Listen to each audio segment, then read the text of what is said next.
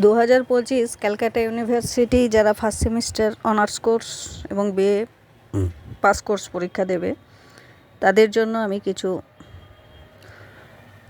Suggestion wise কিছু note discuss করছি। Honours কোর্সের সংকীর্ণ অর্থে শিক্ষা। সংকীর্ণ অর্থে শিক্ষা হলো একটি সীমাবদ্ধ আনুষ্ঠানিক প্রক্রিয়া যেখানে প্রধানত পুঁথিগত জ্ঞান অর্জন এবং নির্দিষ্ট প্রতিষ্ঠানের মধ্যে একটি নির্দিষ্ট পাঠ্যক্রমের মাধ্যমে জ্ঞান বিতরণ করা হয়।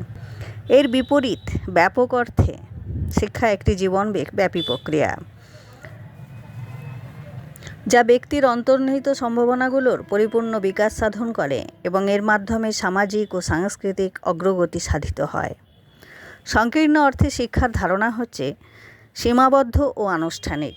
1 নম্বর পয়েন্ট, এটি মূলত বিদ্যালয় বা শিক্ষা প্রতিষ্ঠানের মধ্যেই সীমাবদ্ধ একটি প্রক্রিয়া। পুঁথিগত জ্ঞান, এর মূল উদ্দেশ্য হল পুঁথিগত বা বইয়ের জ্ঞান অর্জন করা। 3 নম্বর হচ্ছে শিক্ষক কেন্দ্রিক।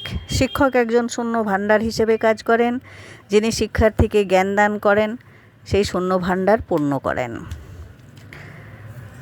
4 নম্বর নির্দিষ্ট উদ্দেশ্য।